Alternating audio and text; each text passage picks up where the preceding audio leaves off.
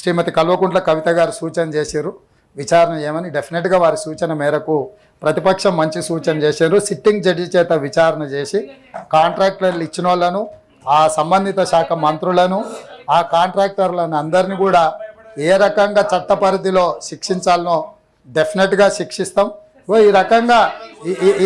ఈ రకంగా ముందుకొచ్చి ప్రభుత్వానికి సహకరిస్తే డెఫినెట్గా చేస్తాం. సిట్టింగ్ జడ్జి చేత విచారణ చేస్తామని మా పెద్దలు జీవన్ రెడ్డి గారు చెప్పిండ్రు. నేను కూడా వారి సూచనను కూడా పరిగణలోకి తీసుకొని డెఫినెట్గా మేడిగడ్డ విషయంలో, అన్నారం విషయంలో సిట్టింగ్ జడ్జి చేత విచారణకు ఆదేశించి విచారణ చేపడతామని ఈ విషయం చెప్తున్నా అధ్యక్ష. ప్లీజ్ రాజుగారు please please please please please please అదే కూర్చోవయ్యా.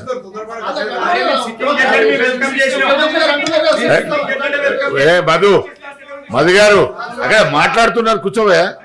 అక్కడ మాట్లాడుతుంది కదా, అదే మీరు.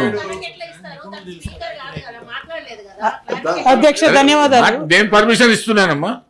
అధ్యక్ష permission. Thank you sir, thank you ధన్యవాదాలు అధ్యక్ష. గౌరవ ముఖ్యమంత్రి వర్యులు పదే పదే చెప్పిందే చెప్తూ మేడిగడ్డలో కానీ అన్నారంలో కానీ చాలా ఘోరాలు జరిగిపోయినాయని చెప్తా ఉన్నారు అధ్యక్ష. వారి చేతిలో ప్రభుత్వం ఉన్నది. టెక్నికల్గా నిపుణులు చేయాల్సినటువంటి పని ఎమ్మెల్సీలను తీసుకుపోవడం, ఎమ్మెల్యేలను తీసుకుపోవడం అదే టూరిస్ట్ స్పాట్ కాదు కదా సార్.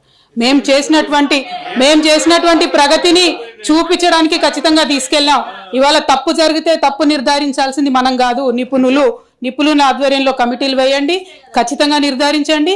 ఏ పరీక్షకైనా సిద్ధంగా ఉంటాం, అందులో ఎటువంటి అనుమానం లేదు. Thank you sir. గౌరవ ముఖ్యమంత్రి గారు ప్లీజ్, ముఖ్యమంత్రి గారు చెప్తున్నారు కదా సార్. నేను అనేది ఏంటంటే ఇక్కడ ఉన్న సభ్యులకు కొన్ని అపోహలు ఉన్నాయి, కొన్ని అనుమానాలు ఉన్నాయి. నా సహచర సభ్యులకు అపోహలు, అనుమానాలు ఉండొద్దు. ఈ ప్రభుత్వము పారదర్శకంగా నిష్పక్షపాతమైన విచారణకు ఆదేశిస్తుందని నమ్మకం కలిగించడానికి మేము వాళ్ళందరిని అక్కడికి తీసుకెళ్తామని అంటున్నాము. మిగతా సభ్యులకు అవకాశాన్ని కల్పిస్తే ఆ సభ్యురాలు గారికి ఏం అభ్యంతరమో నాకైతే తెలియదు. ఒకవేళ వాళ్ళ పార్టీ విధానమే ఇదైతే వాళ్ళ పార్టీ అధ్యక్షులు ప్రకటిస్తే ఆ పార్టీ సభ్యులు రాకపోయినా సరే మిగతా పార్టీ సభ్యులందరినీ కూడా నేను తీసుకొని వెళ్తాను. ఏ విచారణ అయినా విచారణ తర్వాత విచారణలో తేలిన అంశాల ప్రాతిపదికన కారణం ఎవ్వరని తెలిసిన తర్వాతనే భారత రాజ్యాంగంలో శిక్ష ఉంటుంది. నచ్చితే నజరానా, నచ్చకపోతే జుర్మానా విధానం ఈ ప్రభుత్వంలో ఉండదు. గతంలో ఏమన్నా అట్లాంటివి ఉన్నా ఇప్పుడు అట్లాంటివి జరగవు. కాబట్టి ఎవరు భయపడాల్సిన పని లేదు, ఆందోళనతో కుంగిపోవాల్సిన అవసరం లేదు. నిష్పక్షపాతమైన విచారణ చేసి చర్యలు తీసుకుంటాను. మీ ద్వారా సభ్యులకు నేను మాటిస్తున్నాను. అదేవిధంగా పెద్దలు జీవన్ రెడ్డి గారు ఒక కీలకమైన అంశాన్ని లేవనెత్తినారు. తెలంగాణ ఉద్యమంలో ఇది కూడా ఒక ఉత్ప్రేరకము. నిజాం ప్రారంభించిన చక్కెర కర్మాగారాలు రకరకాలుగా సమస్యలను ఎదుర్కొని మూతబడి హామీలు ఇచ్చిన వాళ్ళు కూడా అది అమలు చేయకపోవడంతో ఎన్నికలలో చేదు అనుభవాలు చూసి వీటన్నిటిని చూసినాం. నా పాదయాత్ర సందర్భంగా అక్కడ రైతులను వారి నాయకత్వంలో కలిసినాము. మా ప్రభుత్వము నిజాం చక్కెర కర్మాగారాలను తిరిగి ప్రారంభించడానికి కట్టుబడి ఉన్నది.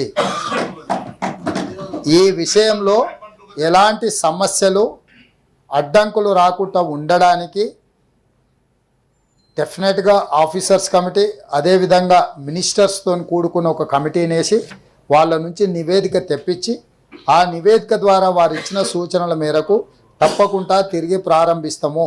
ఇది మా ప్రభుత్వం యొక్క గ్యారంటీ. గతంలో ఇచ్చినాం, ఇప్పుడు కూడా ఆ గ్యారంటీ కట్టుబడి ఉన్నాం. మేనిఫెస్టోలో కూడా మేము స్పష్టంగా చెప్పినాం